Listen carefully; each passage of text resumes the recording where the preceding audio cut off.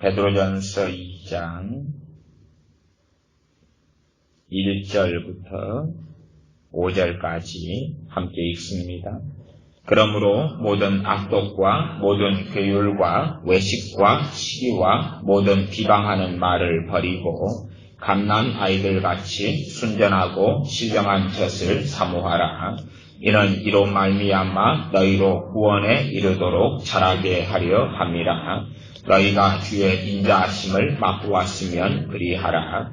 사람에게는 버림바가 되었으나 하나님께는 택하심을 입은 보배로운 산돌이신 예수님께 나아와 너희도 산돌같이 신령한 집으로 세워지고 예수 그리스도로 말미암아 하나님이 기쁘게 받으실 신령한 제사를 드릴 거룩한 제사장이 될지니라. 아멘. 하나님의 사람들에게서 말씀과 기도와 말씀 두 가지가 사라진다면 우리의 신앙과 믿음은 병들어가고 죽어가고 맙니다. 우리가 아무리 예수님을 잘 믿는다 할지라도 우리의 삶에 반드시 두 가지는 있어야 하는데 기도와 말씀과 기도입니다. 한국 사람들인 우리들 또 한국 기독교인들인 우리들의 신앙이 어리석어지고 잘못되어 버리면 우리의 신앙이 말씀 중심의 신앙이 아니라 기도 중심의 신앙으로 바뀌면 잘못되고 어리석어져 버립니다. 기도 중심의 신앙, 말씀 중심에서 기도 중심으로 바뀌면 안 됩니다. 말씀 중심의 삶을 살아야 되고 말씀 중심의 삶을 살면서 거기에서 기도가 나와야 됩니다. 왜냐하면 우리가 말씀으로 변화되지 않은 상태에서는 일단 우리의 욕심이 중심입니다. 내 편안, 내 안락, 내 소망, 내가 주님보다 더 사랑하는 내 자녀, 내가 주님보다 더 사랑하는 내 부모, 형제, 내가 하나님의 나라보다 더 원하는 내 문제의 해결과 내 어려움의 해결, 그것을 우리의 육신은 더 원하기 때문에 기도 중심의 삶을 살면 그것을 기도하게 됩니다.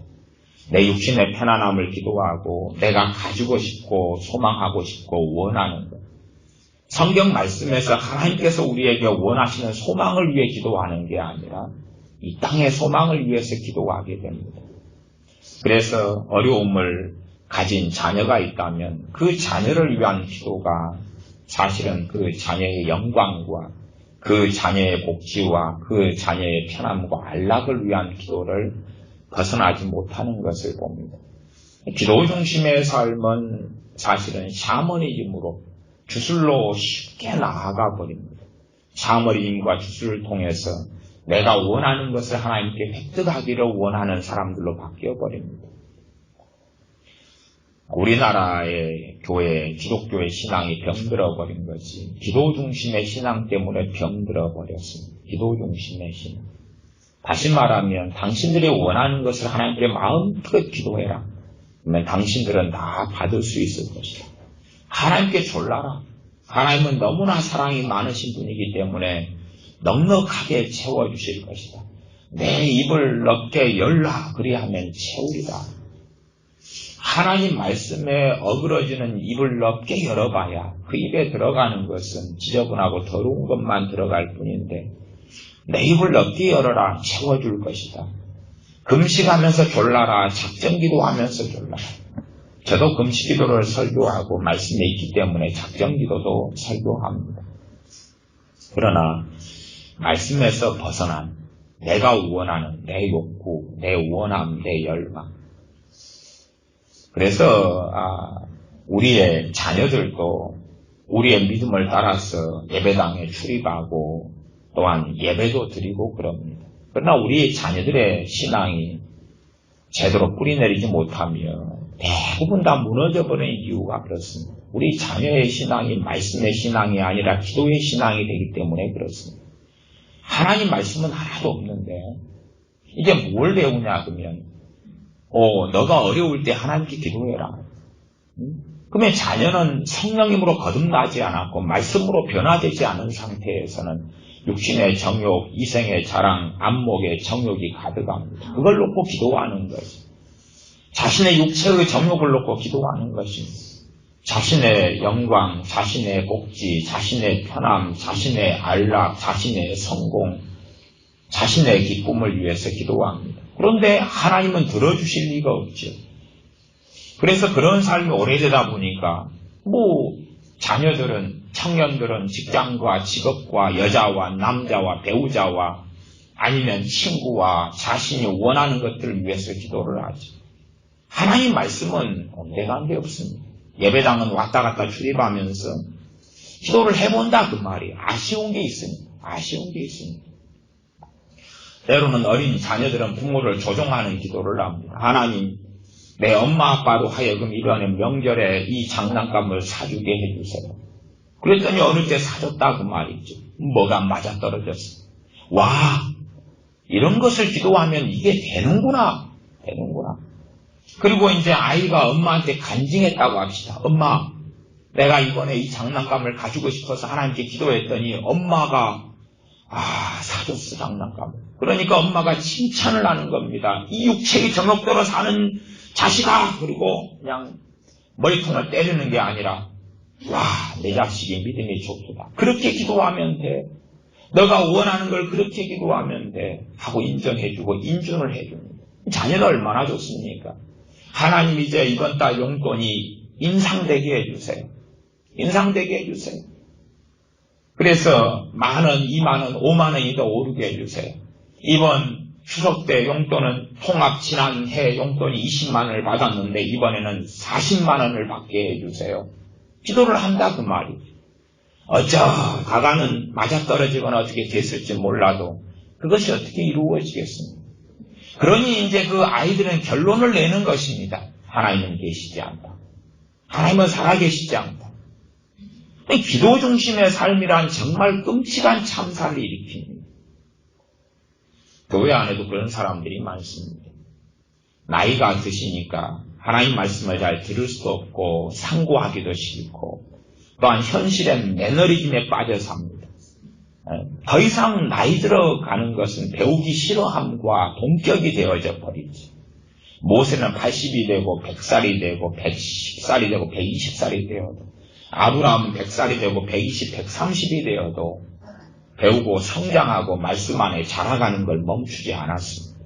그러나 현 시대에는 노년을 꿈꾸고 복지를 꿈꾸고 퇴직금, 연금을 꿈꾸고 평안한 삶을 꿈꾸기 때문에 내가 살아갈 만한 돈과 재정만 있으면 더 이상 하나님 앞에서 믿음이 성장하고 자라고 하나님을 알기에 나아가기보다는 게으르고 나태하고 그리고 이제 기도 중심의 신앙으로 바뀌어져 버립니다. 기도 중심의 신앙. 그건 무엇을 주로 대부분 노년에 믿는 분들이 기도하느냐 그러면 결국은 자식이지. 자식. 혹은 자신의 가족, 자신이나 자기 남편이나 자녀들이 병들고 아프다 그러면 밤낮 없이 치료를 위해 기도합니다. 밤낮 없이 건강하게 해달라고 기도합니다. 그것이 하나님의 뜻인 양 보이지만 건강이 하나님의 뜻인 양 보이지만 유감스럽게 어떤 건강은 치료가 하나님의 뜻이고 어떤 건강은 치료가 하나님의 뜻이 아닙니다. 그래서 고린도 후서 등을 통해서 사도 바울에게 있는 육체의 가시를 봅니다. 이 육체의 가시를 없애달라고 그렇게 간절히 기도하지만 없애지는 것이 뜻이 아니었다. 내 은혜가 내게 족하도다. 그 사도 바울에게 있는 사탄의 사자인 육체의 가시가 다 바로 없어지는 건 뜻이 아니었다 그 말이죠.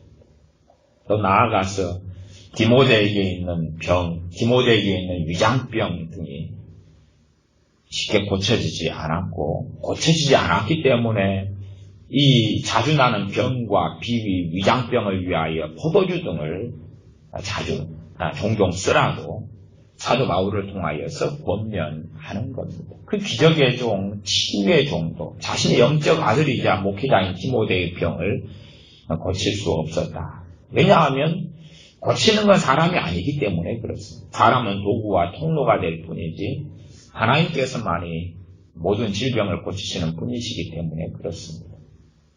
그러면 우리가 어떤 질병들은 고치는 게 하나님 뜻이지만 어떤 것은 그렇지 않다 그 말입니다. 물론 궁극적으로 천국에 갔어야 질병이 없고 그렇지만 이 땅에서는 어찌 될지 알지 못한다. 그렇기 때문에 믿음 안에 말씀 안에 서 있는 사람들만이 어떨 때에 치유가 하나님의 뜻이라고 담대히 선포하고 선언할 수 있고 그리고 심지어 순식간에 고침받을 수도 있는 겁니다.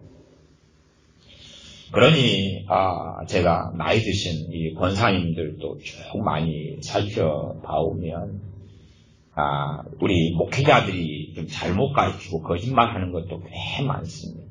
그 중에 하나가 뭐냐 그러면 권사님은 사명이 기도의 사명입니다. 그러니까 목회자인 저를 위해서 교회 부흥을 위해서 교회 병든 환자들을 위해서 또한 믿음이 연약한 사람들을 위해서 교회의 사람들의 문제를 위한 중보 기도가 권사님들의 사명입니다.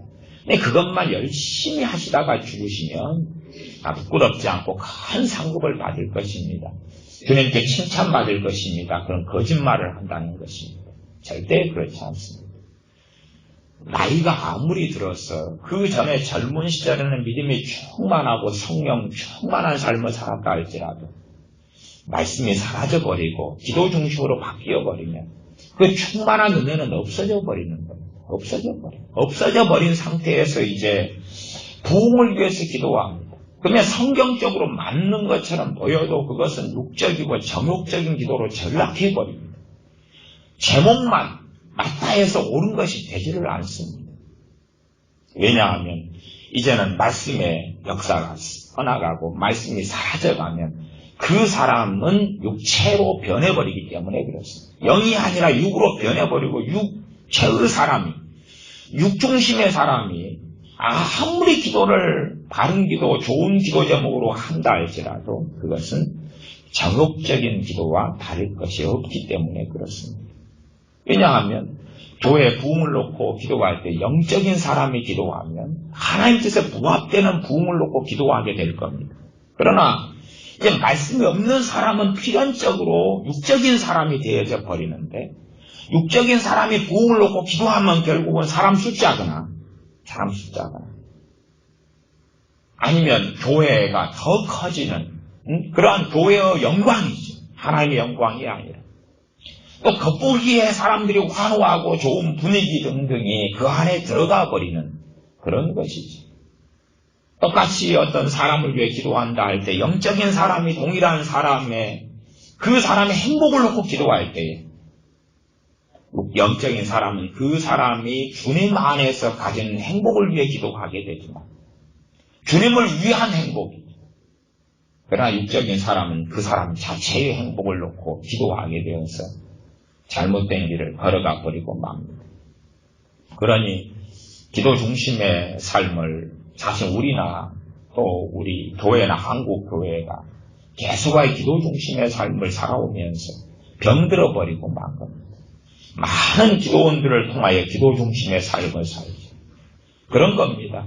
자신이 원하는 중요한 문제나 기도 제목을 가지고 기도원이나 교회나 작정기도 등을 통해서 열심히 부르짖어 기도하는 겁니다. 자신의 뜻을 하나님께 관철시키려는 거지. 난 말씀 중심의 삶으로 돌아서면 말씀 안에서 기도 제목이 변해가는 겁니다. 달라지고 변해가는 가운데서 거기에서 이제 기도가 나오는 거지. 그렇게 되어져야 합당하고 옳습니다. 아마 우리 생각에는 그런 것 같아요. 이 성경의 인물들은 성경에 나와 있는 하나님의 사람들은 우리하고 비교할 수 없는 고난과 환난을 통과했고 우리하고 비교할 수 없는 우리보다 100배, 1000배, 10,000배가 믿음이 강력했던 사람들입니다. 그러면 우리가 다윗이나 우리가 아브라함이나 우리가 사도 바울 같은 믿음을 가지고 있었다면 우리는 어떻게 생각합니까? 우리가 그 정도 믿음을 가지고서 기도했다면 사도 바울이 못 누리던 것, 이상을 상상을 불허한 것을 누릴 수 있을 거라 생각할 거 아닙니까? 왜냐하면 사도 바울 같은 사람이나 아브라함이나 다윗이 기도하지 않았던 것을 우리는 기도하게 될 테니까. 뭘 기도합니까? 우리의 복지나 편함이나 성공이나 안락이나 지금보다 더 큰 집, 더 좋은 차, 아니면 연금, 노후, 주식, 내 자녀의 성공, 내 자식의 스펙, 더 많은 자격증, 또 더 많은 영광, 더 많은 소유물들, 더 많은 성공들, 더 많은 재능들, 더 많은 지혜들, 머리가 되고 꼬리가 되지 않는 더 멋지고 아름다운 사람들. 그런데 우리보다 100배가 1000배가 더 믿음이 좋았던 이 하나님의 사람들은 우리보다 유감스럽게 그 믿음이 더 강렬했음에도 그들은 상당히 구차하게 살았다는 이야기. 굉장히 구차하게 살았어. 감옥에 들어가고 헐벗고 굶주리고 난파되고. 우리는 그 정도 믿음이면 기도를 통해 돌파해버리죠. 100배가 더 좋은 믿음인데 다 해결해버리고 아예 이 땅, 이 나라를 천국, 나의 유토피아로, 나의 파라다이스로 만들어버리지 않겠느냐 그 말이죠. 뭔가 좀 이상한 거죠. 뭔가 이상합니다. 엘리야 선지자 같은 놀라운 믿음의 사람이라면 호텔 정도에 살고 매 끼니를 호텔에 뷔페를 먹고 아니면 통장에 돈이 수십억 원은 쌓여있고 가만히 있어도 한 달에 돈이 1000만 원씩 2천만 원 5천만 원씩이 들어오는 그러한 무슨 투자를 해놓고 그러한 주식에 배팅을 해놓고 그럴 것 같은데 기껏해야 까마귀가 물어다 주는 것을 그것도 아침 저녁 삼시세끼도 아니고 두 끼 물어다 주는 것을 먹다가 거기서 지내다가 시냇물 떨어져서 이주해서 저 가난뱅이 오늘 한 끼니 먹고 죽어버리려고 마음먹은 그 과부한테 가가지고 나 배고프니까 떡 나한테 먼저 좀 만들어 달라고 빵 좀 만들어 달라고 하는 그러한 삶을 사네. 오히려 돈 딱 옆구리에 금은 보화주머니 차고 가서 오늘 빵 만들어 먹고 죽으려는 과부를 만나가지고 다 얘다 여기 있어. 이 금덩이 가져가서 팔아가지고 바꿔와서 밀가루 20푸대를 집에 쌓아놓고 기름 20항아리를 갖다 쌓아놓고 잘 먹고 잘 사시. 그리고 내가 당신 집에 좀 유할 텐데 일단은 집을 멋있게 하나 이 돈 가지고 사람 불러서 지은 다음에 그리고 나를 좀 이렇게 도와주고 나를 보필해 줄 때에 내가 한 달에 생활비를 1000만 원씩 주겠어. 그럼 얼마나 멋지지 않습니까? 과연 당신은 선지자고 하나님의 종입니다. 삐까뻔쩍하게 나타나셨군요. 엘리야 선지자가 이 과부의 집에 올 때 벤치를 타고 오는 것입니다.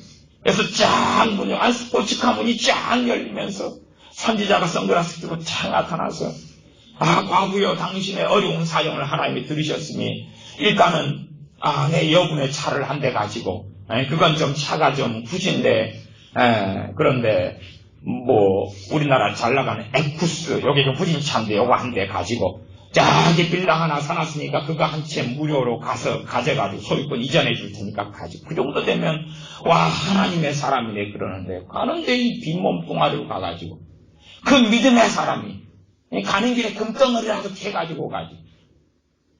그러니까 우리가 생각하는 것과는 굉장히 뭔가 다르다 그 말이지. 왜 우리보다 100배나 1000배나 믿음이 좋은 사람들이 그러느냐.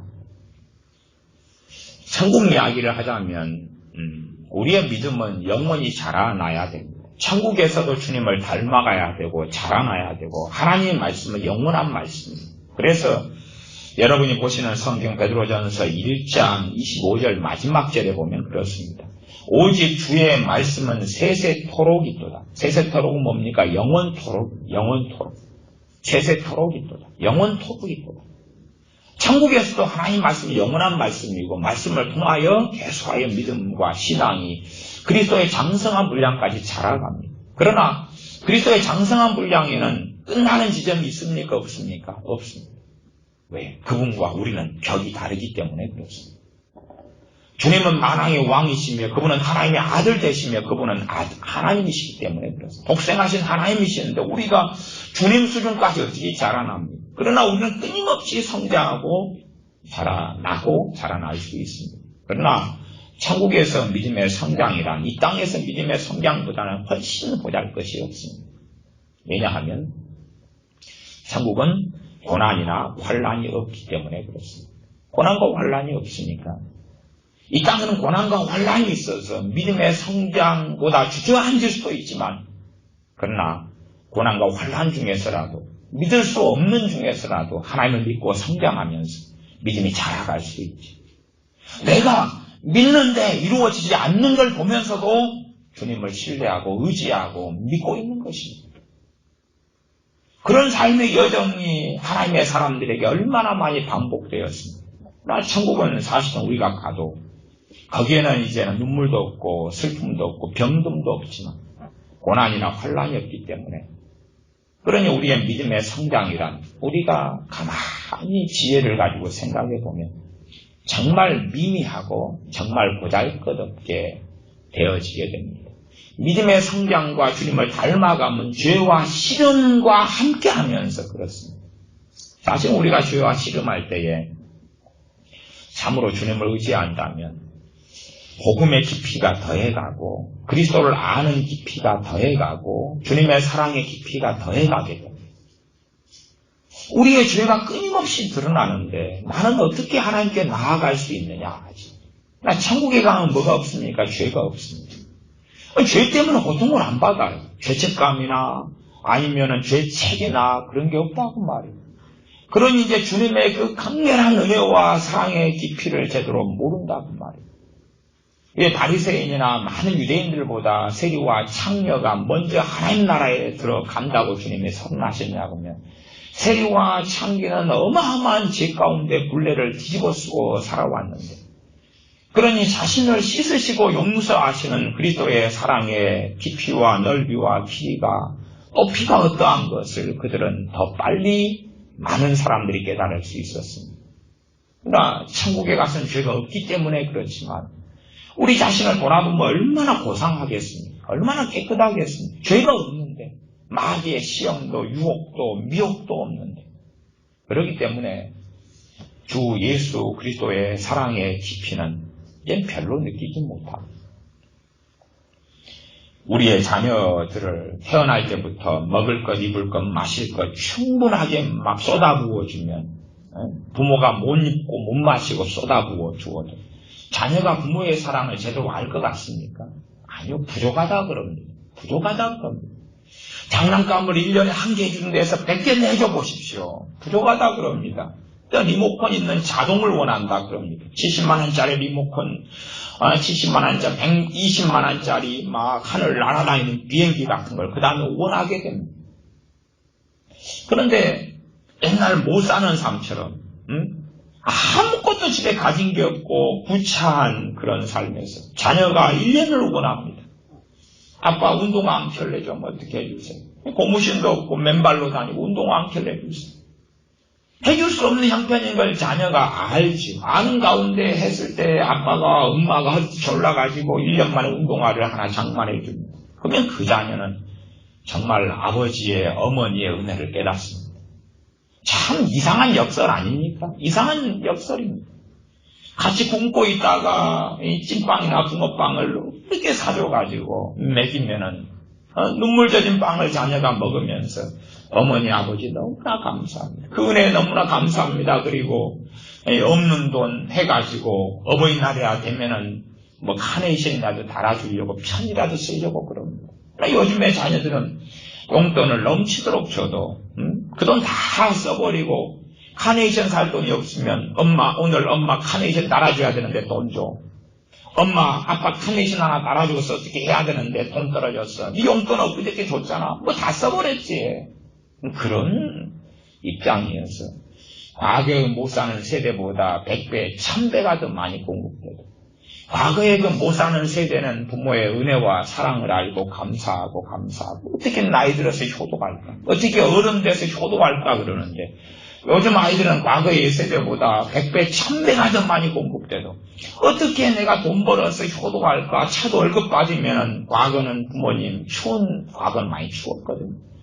부모님 내복을 맞춰드리고, 내복도 어머니는 빨간 내복, 뭐 그런, 아빠는 뭐 그런 본색이나 하얀 내복, 그렇게 고민하고 생각했는데, 요즘 세대는 돈 벌면 이제 이것 가지고 내가 어떻게 해외여행 가고 어떻게 즐기고 어떻게 이걸로 뭘 하고 할까를 고심하지. 더 망하는 걸 부모로부터 받고 누려도 그렇다고 말이죠.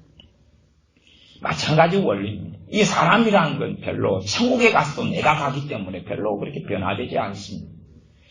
천국에서 하나님께 너무나 많은 걸 받아도 그 은혜를 알 것 같냐 그러면 차라리 고난 가운데 어려움 중에 하나님께 하나하나 받을 때 늦게, 때로는 우리 시간표에 볼 때 늦게, 느리게, 아니면 너무 소소하고 적게라도 그때에 하나님의 사랑을 더 많이 알고 우리가 죄 가운데 신음하고 죄 가운데 싸우고 자주 패배하고 넘어지고 쓰러질 때에 우리 주 예수 그리스도의 십자가의 복음이 얼마나 놀랍고 위대한지, 주님을 통하여 사랑하시는 아버지의 사랑이 얼마나 놀라운지 위대한지를 알게 됩니다. 그러니 사실은 이 땅의 삶이 우리가 천국의 삶하고는 상상할 수 없이 추리하고 비참하고 힘들고 버겁고 또한 재벌집 가처럼 떵떵거리고 살지는 못해도 나 이 땅에 살아가는 삶이 영적으로 살면 얼마나 복된 시간들인지 모릅니다.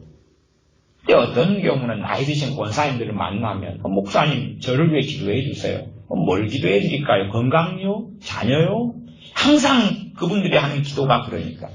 근데 어느 때 되면 사람들이 기도 제목을 바꾸셨더라고요, 권사님들이. 그래서 뭘 위해 기도해 드릴까요? 그러면은 빨리 죽게요.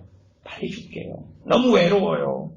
너무 쓸쓸해요. 너무 허무해요. 무의미해요. 권태로워요. 살기 싫어요. 몸은 점점 아파가고 병 들어가는데 이 끈질긴 질긴 목숨이 안 죽어요. 빨리 죽게 기도해 주세요. 올해 안에 죽게 기도해 주세요.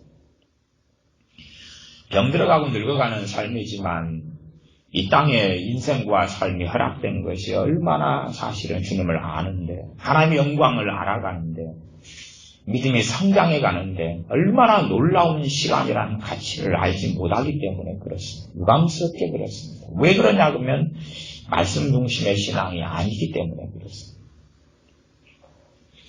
그래서 우리가 기도 중심이 아니라 말씀 중심의 신앙에 대해서 거기에서 기도가 나와야 됩니다. 소위 마태복음 6장 33절에는 너희는 그의 나라와 그의 의를 구하라. 그리하면 이 모든 것을 더하시리라. 그 말씀을 사람들이 들으면서 먹을 것, 입을 것, 마실 것을 기도하는 게 아니라 하나님의 나라와 하나님의 의를 기도해야 되구나. 그러면 이게 다 주어지는구나. 그리고 정보와 지식으로 배우는 사람들도 있습니다. 그런 다음에 이제 그러면 뭘 전도하기 위해서 기도할까? 불신자를 위해 기도할까? 교회 부흥을 위해 기도할까? 그걸 열심히 하면 돈 준다고? 그거 열심히 하면 차 준다고? 그거 열심히 하면 아파트 준다고? 그거 열심히 하면 빚 문제 해결해 준다고? 그거 열심히 하면 직장 준다고? 알았어, 그래야지. 다시 말하면 하나님의 나라와 하나님의 의가 말씀을 통하여 중심에 자리 잡지 않은 상태에서 이 뱃속은 하나도 변하지 않은 상태에서 기도응답을 잘 받는 방법이 하나님의 나라와 하나님의 의를 구하면 된다고 그렇게 착각하는 겁니다. 그러나 그렇게 바꾸어봐야 아무런 열매도 아무런 역사도 아무런 일도 없습니다. 우리가 깨어있는 삶을 살면 꼭 기본적으로 두 가지를 우리는 누리고 살아가야 됩니다. 무엇이냐 그러면 말씀 안에서 천국을 누리고 살아가야 됩니다. 말씀 안에서 천국. 말씀 안에서 천국은 갈수록 증가돼 가면 좋지만 최소한의 말씀 속에 살아가는 삶이 이게 행복한 거구나. 하나님 말씀 앞에 살아가는 내 즐거움, 내 기쁨의 자리가 말씀 속에 살아가는 거구나. 말씀을 듣고 상고하고 때로 암송하고 말씀을 깨우치고 말씀을 묵상하고 그러면서 받는 은혜의 시간들. 이것이 내 삶의 영역 속에서 정말 그 무엇과도 바꿀 수 없는 행복한 시간이다. 그게 예수 그리스도의 사람들에게 주시는 하나님께서 숨겨놓은 이 땅에서 삶의 보물이고 보화입니다. 그러나 유감스럽게 많은 그리스도인들이 그 부활을 누리지 못합니다. 말씀을 통해서 내가 천국을 맛보는 거지. 하나님 말씀을 통해서 천국을 맛보는 겁니다. 말씀을 통해 맛보는 겁니다. 그것이 그리스도인의 기쁨입니다. 두 번째는 기도를 통해서 맛보는 겁니다. 그러나 내 정욕적인 기도를 통해서는 맛볼 수 없습니다. 왜냐하면 내 육신의 정욕을 통해서 하는 기도는 기도하다가 낙심만 일어나고 한숨만 쉬어지고 기도를 열심히 하다가 10분 하다가 어휴 이런 기도를 나 지금 20년째 하고 있어. 어휴 그리고 기도하면서 걱정하고 기도하면서 염려하고 기도하면서 답답해하고 기도하면서 뭔가가 빙빙빙빙 머릿속에 돌아갑니다. 그러나 정말로 기도는 하나님 앞에 머무는 것이고 하나님과 교제하고 만나며 하나님의 자녀로 하나님의 가족으로 하나님과 함께 교제하고 성령님 안에 교통이 있는 시간이 되기 때문에 기도 속에서 우리가 가야 될 천국을 미리 맛보고 체험하게 하셨습니다. 기도를 통해서 천국의 근원 되시는 분은 아버지 하나님이고 그 천국의 근원 되시는 분과 머무는 자리가 진실한 기도 시간임에 어떻게 천국을 맛보지 않겠습니까? 진실로 기도하는 사람은 낙심과 절망과 외로움이 사라져가고 쓸쓸함이 사라져가고 그리고 만족이 있고 안식이 있고 평안이 있고 그 정도의 차이는 있지만 그러면 기도를 통해서 천국을 맛보게 해놓으셨습니다.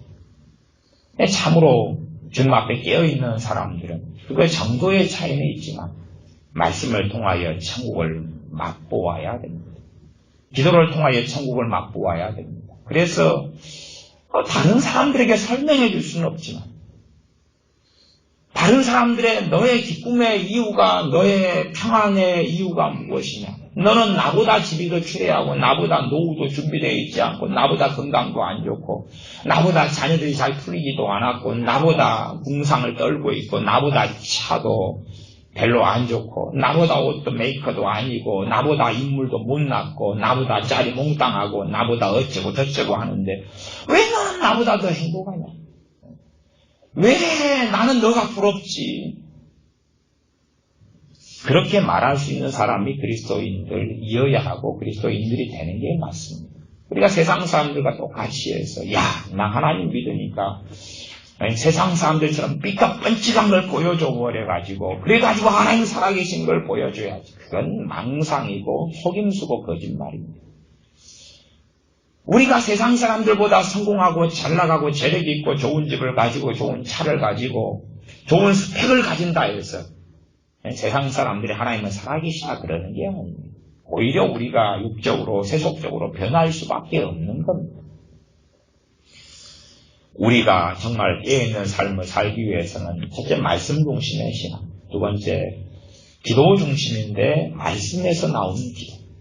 이게 말씀으로 내가 점점점 변화되어 가면서 영의 사람으로서 나오는 기도. 영의 사람으로서. 물론 시편을 우리가 보시면 알겠지만은 시편의 다윗이나 시편의 모세나 시편의 많은 하나님의 사람들이 고난을 겪고 어려움을 겪으면서 고난과 문제를 위해서 기도를 많이 했습니다. 이 영의 사람은 성령 충만한 사람이라고 해서 문제가 없는 것도 아니고 고난이 없는 것도 아니라고 말씀드렸습니다. 환난은 연단 속에서 인내가 나오고 믿음의 시련을 받아서 그래서 더 굳건히 우리 주 예수 그리스도 안에 뿌리를 내리게 됩니다. 그러함에 많은 하나님의 사람들이 환난 가운데 기도했습니다. 야고보서 말씀에는 고난당하는 자들은 기도할 것이라 말씀했습니다. 고난은 우리가 당한다 그러면 기도합니다. 기도한다 해서 고난거리가 쉽게 없어진다는 게 아니라 고난으로 인한 절망이나 고난으로 인한 근심이나 고난으로 인한 두려움이 아니라 문제 속에 빠져버리는 것이 아니라 오히려 주님 중심으로 바뀌어져서 그 고난이나 문제거리가 별것 아니도록 경험되고 체험됩니다. 고난이 정말 큰 힘을 발휘하지 못하는 겁니다. 그러나 기도하지 않는 사람들 혹은 육적으로 변해서 고난을 당했는데 고난을 빨리 해결해 달라고 막 아우성을 치고 말고동을 치는 사람들은 이 고난 가운데 기도하라는 말씀의 의미가 무엇인지를 알지는 못하게 되어져 버리고 맙니다. 오히려 고난 가운데 기도하지만 하나님께 실망할 뿐이죠. 하나님 왜 고난 가운데 기도하라 해서 기도를 했건만은 빨리 고난을 제거시켜 주지 않습니까? 빨리 치워버리지 않습니까? 그렇게 자기가 원하는 욕망을 따라서 기도하는 것이 되죠. 그러나 진실로 고난 가운데 기도하는 사람은 고난 가운데 문제의 중심에서 벗어나 하나님께로 나오기 때문에 그 고난이라는 건 그대로 남아있고 심지어 빚이라는 건 그대로 때로 남아있고 심지어 사람들의 문제는 그대로 남아있는데 그것이 이제 별로 영향을 미치지 못하게 됩니다. 내 심령이 주님 안에서 강건해져 가고 하나님 중심에서 세상을 다시 돌아보게 되니까 이게 헛된 거고 시간이 흘러가면 지나가는 것이기도 하고 또한 내가 헛된 데 힘을 쓰고 있고 내가 헛된 데 내 명예와 내 안목의 정욕을 위해서 살아갔던 것이고 내가 헛된 데 내 자존심 때문에 내 인정받은 욕심 때문에 발버둥 쳤구나.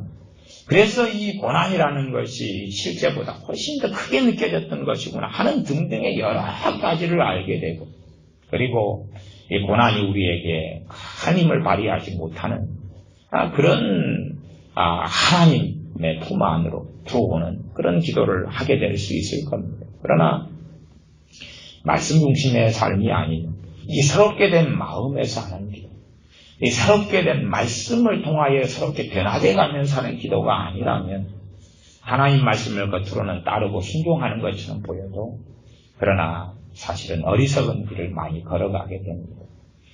이제 베드로전서 2장 1절의 말씀을 봐보겠습니다. 그러므로 모든 악독은 악의 그러기도 하고 악한 뜻, 악한 계획, 악한 행동, 이 악독. 그래서 저 사람 악독하다 그런 게 있죠. 악독한 사람은 마음이, 생각, 입에서 나오는 말이, 행동이 그런 거예요. 이런 것을 버려라라고 말씀합니다. 그렇다면 제소하는 이 말씀은 그리스도인들에게 주는 말씀이기 때문에 이 말씀을 듣는 하나님의 자녀들 가운데 악독한 사람이 있다는 이야기입니까? 없다는 이야기입니까? 있다는 이야기죠. 있다는 이야기. 제소하는 적거나 크거나 악독을 또한 가지고 있다는 이야기예요. 말하자면 악독을 가지고 있다 해서 구원받지 않은 사람이 아니라 그 말이죠. 악독을 가지고 있다 그 말이죠. 내가 예수를 믿는 순간에 영적으로는 거듭나버리지만 그러나 이 악독한 삶을 살아온 사람이 악독이 그냥 정리되는 건 아니죠. 정리되는 건 아니에요. 당연히 변화되는 건 아니에요. 영적은 거듭나지만 변화되는 건 아니에요. 변화는 말씀을 통해서 되고 한 걸음 한 걸음 걸어가야 되는 거예요. 걸어가야 되는 거예요. 그리고 그 길을 걷지 않고 주님에게서 떠나고 벗어나는 사람들은 얼마나 많은지 모릅니다. 이제 이 세상에서는 너무나 많지. 꼭 서구 유럽의 교회들처럼 점점점 배가 불러오니까 점점 많은 걸 탐하면서 완전히 기독교 국가들이 다 몰락을 해버렸지. 겉으로 보기에는 기독교 국가들인데 참된 신앙을 가진 사람들은 이제 100에 1명, 1000에 1명도 찾을 수가 없습니다. 물론 그들의 종교라는 지금도 기독교라고 쓰고 있는 거지. 마찬가지로 이 대한민국도 마찬가지입니다. 복지 속에 들어가고 배가 부른 속에 들어가니까 더 많이 원하고 하나님을 이용하여 더 많이 원하기도 하면서 그러면서 이제는 하나님보다는 세상을 추구하여 달려가면서 이 땅에서 하나님 이용하여 세상에서 성공하고 죽은 다음에 천국까지 얼마나 좋냐고 하나님의 말씀이나 진리를 왜곡하고 변개를 시켜버리게 되어졌습니다. 믿는 사람 가운데 우리들도 우리 안에 있는 악독과 싸워야 됩니다. 우리 안에 있는 악독과 버리는 여정의 길을 싸우는 겁니다. 우리 안에 있는 악독과. 그러나 우리가 정말로 이 독한 일을 당해보면 그때에 우리 안에 있는 뭐가 드러납니까? 악독이 드러나지. 착하고 좋은 사람들하고 버물려서 살면 우리 안에 있는 악독이 잘 안 드러납니다. 근데 우리 안에 있는 이 부패한 본성이 옛사람, 이 악독이 정말 못된 사람과 만나서 부딪히고 이해관계가 얽히고 충돌하고 나면 여기서 독한 악독이 이제는 튀어나오면서 그러면서 주님 제가 이런 사람이었군요. 물론 주님 없이 그 악독을 경험한다면 주님에게서 더 멀어져 버릴 수도 있습니다. 왜냐하면 자기 의로서 자기 경건함으로 하나님께 나아가려는 사람은 자기 양심을 속이고 있지만 속일 수 없는 자리까지 생겨나면 아이고 하나님 미안해서요. 하나님 제가 다 깨끗하게 산 다음에나 돌아오겠습니다. 지금은 돌아가셨지만 전에 알코올 중독에 빠진 분이 교회를 계속 나와서 그 다음에 어느 때는 안 나오시겠다는 거예요. 그래서 왜 주일날 안 나오려고 그럽니까? 자기는 주일날 예배 드렸는데도 토요일날에도 술을 못 끊으니까 또 한잔 하시고 입에서 술 냄새 막 풍기는 길에 나온다. 근데 나오고 자기의 마음에 좀 기쁨이 있고 그런 건 좋은데 술이 안 끊어진다는 거예요. 안 끊어지는데 예배를 나오면 나올수록 하나님께 너무 미안하다는 거예요. 그래서 빠이빠이 하고 나중에 술 끊고 다시 나온다는 거예요. 술 끊고 다시 나온다는 거예요. 이게 그분은 자기의 그 양심이나 행위로서 하나님께 나오려는 그것 때문에 복음의 능력과 복음의 역사가 제대로 나타나지 않는 거예요. 우리는 다 그런 면이 있어요. 심지어는 좀 양심이 좀 좋다 그러는 사람들은 자기의 행위로 하나님께 나아가려는 것을 가져. 그래서 내 양심이 떳떳할 때는 괜찮다가 수치심이 있고 죄책감이 있고 정죄가 있는 사건과 일들 속에 들어가면 이제 내가 믿는 것이 사실은 주 예수 그리스도가 아니었고 주님께 한 발을 걸치고 있고 한 발은 내 덕행, 내 선함, 내 경건, 내 기도생활, 내 깨끗한 생활에 의존했던 것을 보게 돼요. 심지어는 우리는 그런 분이 없어야 됩니다만 어떤 분은 이혼하면서 주님에게서 떠나버리는 사람도 있어요. 이혼하면서. 왜 그러냐 그러면 요즘 시대의 가치는 좀 다르겠지만 그래도 과거같이 생각하는 분들도 있으시거든요. 말하자면 이혼이라는 것은 자신의 인생에 너무 큰 수치다. 그렇기 때문에 그런 걸 가지고는 하나님께 못 나아간다. 그런데 자기가 나는 이혼 안 하고 이렇게 살아왔다고 자부심을 가지고 있었는데 근데 나는 그렇게 이혼하지 않으려 했는데 예를 들어서 그런 자부심 나는 이혼하지 않고 가정을 깨지 않고 이렇게 잘 살아왔어. 그런데 남편이 바람이 났어. 결국은 남편이 이혼을 요구하고 다른 여자하고 살러 가버린 것입니다. 결국은 그래도 이혼을 미뤘는데 이혼을 저쪽에서 임신하고 애가 돼서 이혼 도장을 찍어버린 거예요. 그러니까 이제 자기가 수치심이죠. 그래서 하나님 앞에 도무지 자기의 이혼 도장 때문에 나가지 못하겠다는 거예요. 이게 수치심, 정죄감, 죄책감. 사실을 알고 보면 이분도 그렇게 살아온 거예요. 자기가 이혼하지 않은 경력, 가정을 지켰다는 자기에 무슨 일이 있어도 그전에도 남편이 여러 번 바람을 피웠거든요. 근데 이혼하지 않는 게 중요해요. 그게 자기의 덕성이니까. 덕성이니까. 예를 들어 이제 합동측 교회 같은 경우는 이혼이 큰 이 별적 사유가 돼서 이혼한 목회자들은 이혼한 사람들은 목회자가 될 수도 없고 안수도 받을 수 없고 그 교회 안에서도 이 전통적인 일 합동측 교회는 직분도 주지 않습니다. 이혼 경력이나 이혼한 사람들은 심지어 이혼한 사람들이 재혼할 때에 이 예배당에서 결혼식도 못 올리고 그런 경우도 많습니다. 네. 그러니까 그런 교회에서 신앙생활을 하면 더 그런 것이 파고 들어오지. 파고 들어와요. 그래서 그것 때문에 하나님 앞에 그전에는 당당히 나아가다가 이제 당당히 못 나아가는 거지. 그렇다는 이야기는 그 전에도 하나님께 나아가서 기도하는 삶이 주님의 의를 의지한 삶이 아니라 그리스도로 옷 입고 그리스도의 의를 의지한 삶이 아니라 사실은 내 의를 의지한 삶이었던 것이 드러난 것입니다. 드러난 것입니다. 그러니 이혼이라는 것이 굉장히 슬프고 아프고 힘들고 고통스러운 경험이고 체험이고 수치심이 일어나는 체험이고 경험이지만 그러면서 거꾸로 나는 주님께 더 깊이 나아갈 수 있는 거예요. 왜냐하면 내 누더기 같은 내 의는 벗어버릴 수가 있습니다. 벗어버릴 수 있습니다. 내 누더기 같은 내 의가 깨끗하게 보여도 그것은 어둡기 때문에 그런 거예요. 빛이 비치고 그러면 얼마나 이게 누더기였고 더럽고 이가 돌아다니고 보니까 개똥이 묻어있고 소똥이 묻어있고 더러운 때가 묻어있고 여기에 찢어져 있다는 것이 빛이 비치면 환하게 드러나니까 그것을 입고 어떻게 생활하고 나아가겠느냐 하는 거지. 우리의 의는 아무리 깨끗하고 좋게 보여도 누더기에 불과한 것이 누더기에 불과해요. 그래서 베드로전서 2장 1절로 돌아가면 그러므로 모든 악독과 우리 악독을 버려야 한다. 우리는 착각해서는 안 됩니다. 우리 악독이 사실은 안 드러났을 뿐이야. 안 드러났을 뿐이야. 많은 우리의 악독은 이 환난이나 고난을 적당하게 하나님께서 우리의 수준이 낮기 때문에 수위 조절을 해주셔가지고 우리의 이 악독이 덜 드러납니다. 와, 나는 욕도 안 하고 고상하다 그러는데 센 일을 당해보면 입에서 갑자기 욕이 튀어나올 수 있네. 우리가 악독이 안 드러났어요. 그래서 우리가 성경을 이제 말씀 중심의 신앙인데 성경을 잘못 읽으면 자기 의가 강화돼 버려요.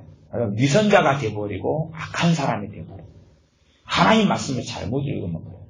실제로 하나님 말씀을 연구하면서 이단과 사이비가 다 나오는 거예요. 이단 사이비가 말씀을 연구하면서 나오고, 심지어 어떤 사람이 재림 예수다 그런 사람이 대한민국에 보통 50명 이상 있습니다만은, 재림 예수다 이런 사람도요, 성경을 지가 읽다가 귀신한테 계시를 받아고, 귀신한테. 그래가지고 네가 바로 재림 예수다.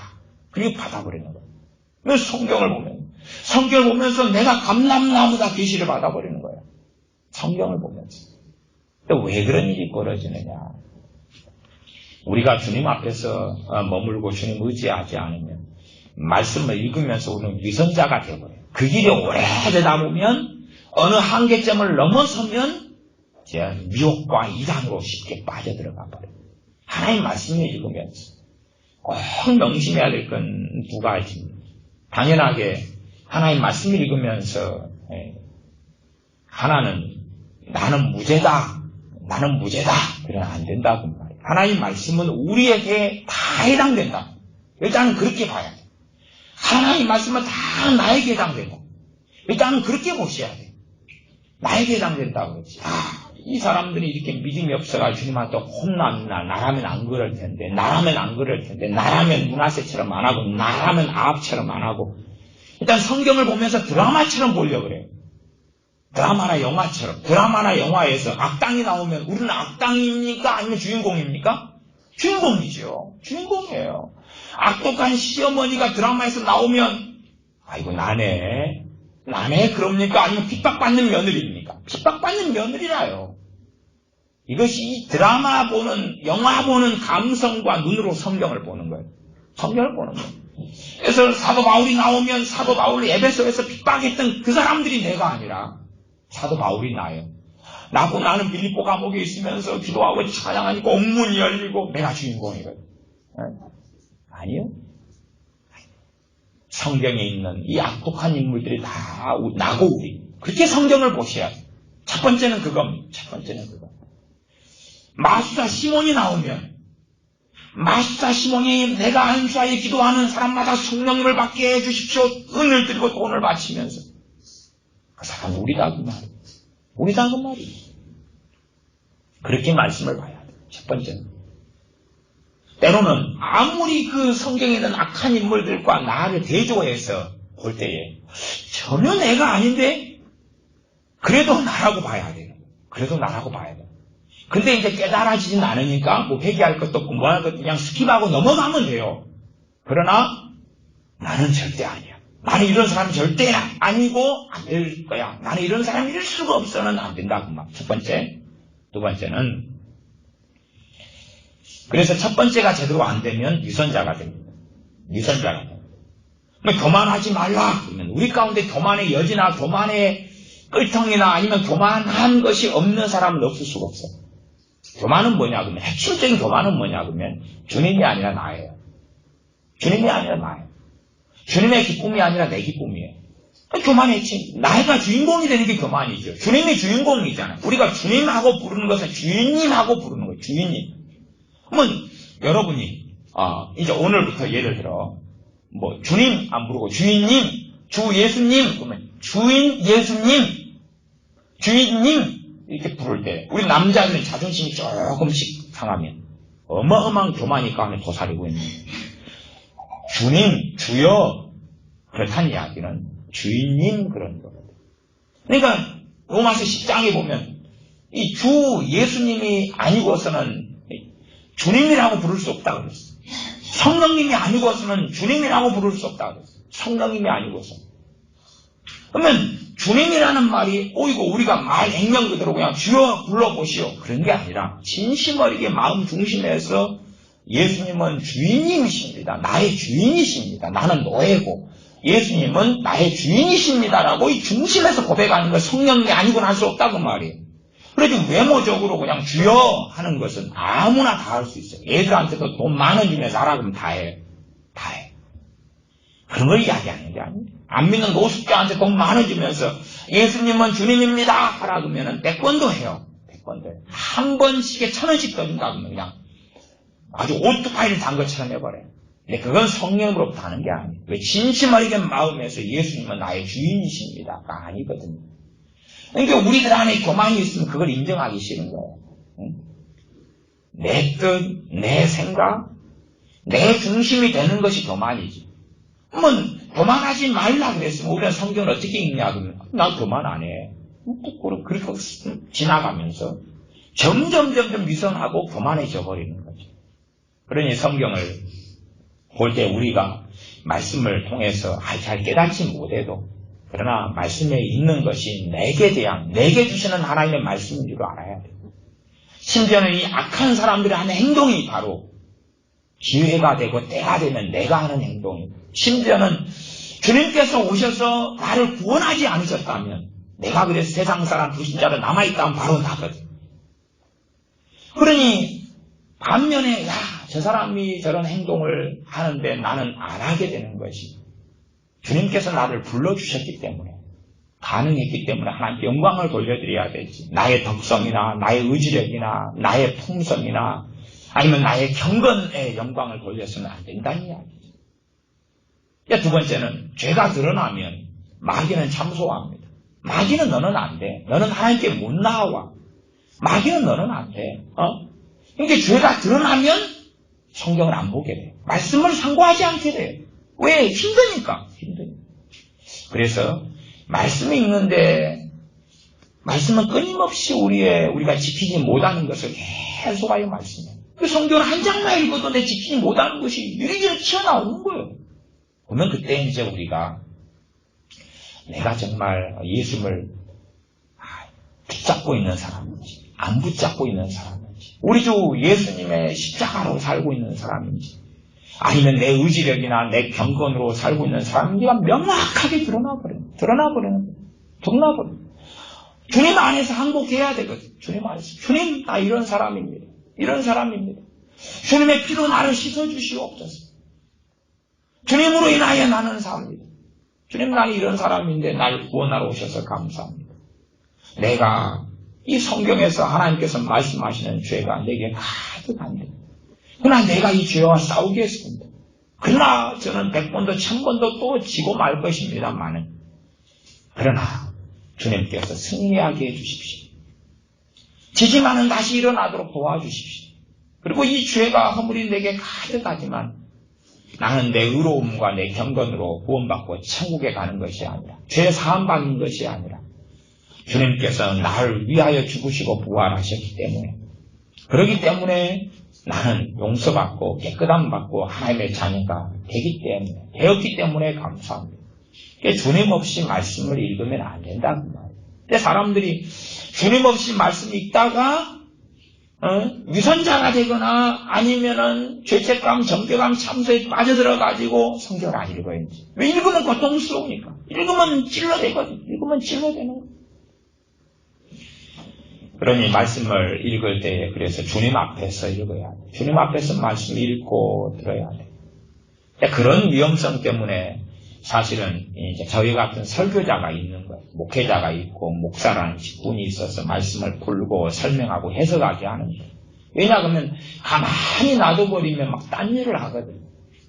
소위 말하면 돈이 5만 원짜리가 있다 그러면 한 살짜리 5만 원짜리를 손에 있는데 10장을 씌워줬어. 50만 원이라. 그럼 50만 원을 가지고 한 살짜리가 가만히 놔두면 뭐 하겠어요? 일단은 걔가 변기에 이걸 빠뜨려요. 변기에 빠뜨리고 지난번에 엄마가 물 내리는 거 봤어요. 지 똥을 부어가지고. 그러니까 물 내려버려요. 50만 원이 그냥 변기 속에 들어가고.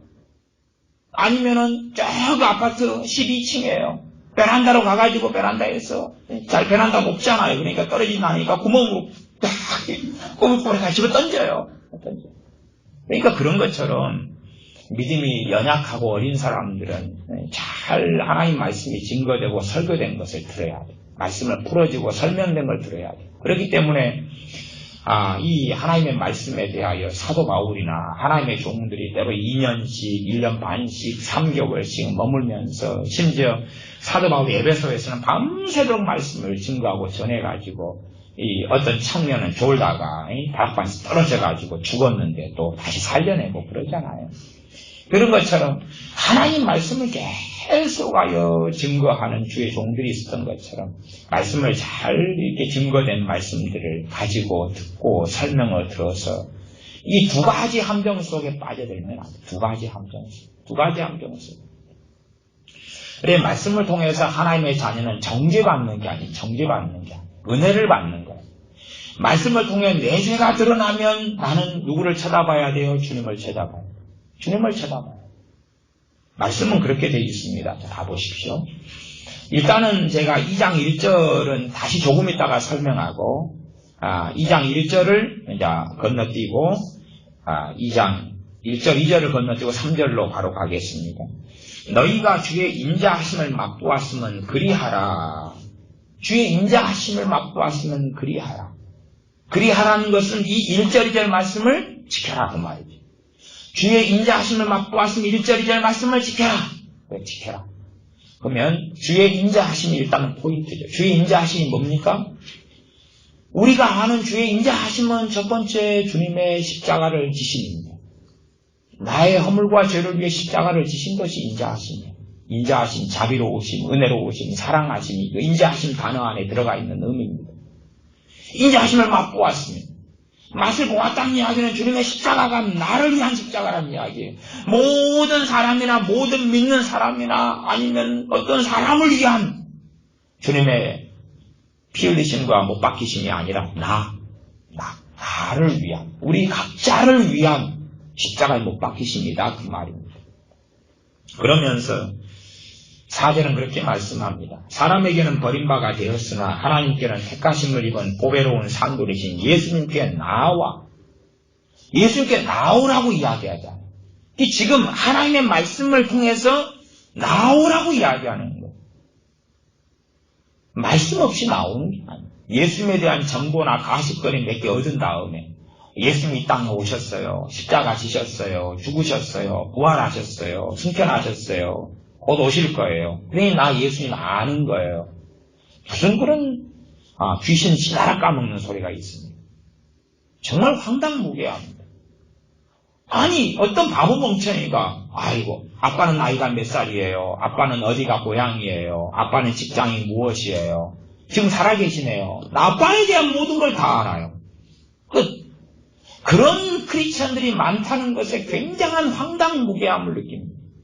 엄마는 여자예요. 엄마는 54살이에요. 엄마는 좀 못생겼어요. 엄마는 키가 156cm예요. 엄마는 몸무게가 이번에 달아서 63kg가 많이 나갔네요. 엄마는 배가 튀어나왔어요. 엄마는 아직 살아있어요. 엄마에 대해서 다 알아요.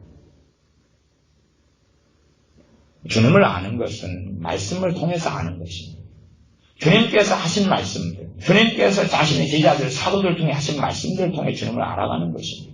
그러니 자녀가 부모를 알려면 함께 여행도 하고 함께 길도 걸어가고 산책도 하고 밥도 먹으면서 대화를 나누고 엄마나 아빠가 가진 사상, 경험, 가치관, 뜻 등등을 알아가면서 우리 엄마 아빠는 이런 사람이구나. 그렇게 조금 알아가는 거예요. 물론 죽을 때까지도 다 모르겠지만 최소한은 이 부모가 하는 하나님께 주신 내리사랑은 뭔지를 모르겠지만 그거에 대한 반이라도 알면 다행이겠지만 물론 우리가 하나님의 사랑에 대해서는 반의 반도 모른 채 이 땅을 마감하고 정리하지만요. 그래서 주님께 나오라 그러는 거예요. 주님께 나 옛날에 10년 전에 예수님 믿어서 주님께 나왔어요. 이상 끝난 거예요가 아니라 날마다 보배로운 산돌이신 예수님께 나와라. 그게 베드로전서 2장 4절입니다. 날마다 예수님께 보배로운 산돌이신 예수님께 나와라. 이제 날마다라는 건 제가 붙인 거예요. 이 본문에는 없는 겁니다. 그 의미가 담겨 있다는 걸 보려면 다시 1절, 2절로 돌아가야 됩니다. 특별히 2절로 가면 2절 갓난 아이들같이 순전하고 신령한 젖을 사모하라. 무엇입니까? 말씀이죠. 하나님의 말씀을 어떻게 사모하라고요? 갓난 아이들같이. 갓난 아이들 아시잖아요. 배고프면 뭐합니까? 사이렌 울리죠. 배고프면 엥 그리고 웁니다. 배고프면 울어요. 물론 뭐 똥 싸도 울고 뭐 추워도 더워도 울 수 있지만은 기본적으로 아파도 울고 그러지만 배고플 때 제고 많이 울어요. 배가 고프면 울어요. 그것을 사모한다 그러는 거지. 배고프면 울어요. 우리 어른들은 배고프다고 우리가 울면, 그러면 식당에 앉아가지고 이제 메뉴를 주문했는데 돈가스를 늦게 갖다 주고 막 앉아서 울어버리는 거야. 배가 고프니까. 주문한 지 30분이나 됐는데 아직 안 갖다 주니까 뭐 울어버리는 거냐. 아니 식당 들어갈 때부터 뭐 울면서 들어가는 거예요. 그렇게 하나님 말씀에 대해서 하라고 말씀하는 거죠. 그렇게 하라는 거죠. 그렇게. 근데 우리는 하나님 말씀으로 너희가 사람이 떡으로만 살 것이 아니라 하나님 입에서 나오는 모든 말씀으로 살 것이니라. 우리의 영의 양식이 하나님 말씀인데 배고파하지 않아요. 배고파하지 않아요. 배고파하지 않는 이유가 앞에 말씀한 두 가지 이유도 굉장히 많습니다. 많은 사람이 성경을 읽는다 그 말이에요. 말씀을 읽어본다 그 말이에요. 읽어보고 자기식으로 해석하는 거예요. 자기식으로 해석해요. 자기식으로. 그러니까 우리가 이제 사실은 어린아이 믿음을 좀 벗어나서 좀 성장하게 되면 이 성경만 읽어도 우리가 깨달음을 얻고 우리 수준에서 못 알아먹는 건 던져놓고 알아먹는 건 다시 깨닫고 은혜를 받을 수 있어요. 그러나 정말 어린아이 신앙에서는 그렇게 되지 않아요. 되지 않기 때문에 사도 바울도 내가 너희를 젖으로 먹이고 단단한 것으로 하지 아니하였다. 너희가 아직도 젖을 먹을 자기 때문에 내가 젖을 주겠다. 그렇게 말씀하는 거죠. 그런 것처럼 젖먹이들은 사실은 성경을 읽을 때에 홀로 읽을 때 이상하게 되어져 버리고 말아요. 지도자가 필요하고 스승이 필요하고 믿음이 성장하고 자라는 사람들이 이제 성령 역사가 어떻게 흘러가는지를 알고 배우기 때문에 혼자 말씀을 읽고 은혜 받는 게 있고 믿음이 성장하고 깨닫고 자라가는 게 있어요. 그래서 하나님 말씀을 우리가 읽고 듣는 것, 하나님 말씀을 읽고 듣는 것, 말씀 중심의 신앙으로 우리가 돌아와야 되는데 하나님 말씀을 기본적으로는 갓난 아이들 같이 순전하고 신령한 젖을 사모하라. 사실은 젖도 병들어버린 젖도 얼마든지 있지. 그래서 전에도 그랬지만 마약하는 엄마들이 애를 낳아가지고는 젖을 안 먹여요. 분유를 먹이지. 왜냐하면 젖을 통해서 마약이 몸에 축적된 마약이 들어가가지고 애가 젖만 먹고 마약 중독자가 되고 애가 또 담배를 많이 피는 니코틴 중독 이렇게 된 엄마들이 이제 또 아니면은 인스턴트를 너무 많이 먹은 엄마들이 맨날 하루에 라면 막 5개씩 끓여 먹고 이런 엄마들이 젖을 갖다가 먹이면 젖을 통해서 인스턴트 그런 게 있죠. 옛날에 참 많이 방송되기도 했죠. 어디까지가 진실이고 오버된 건지 방송에서 다 알 수는 없으나 그런 게 있다.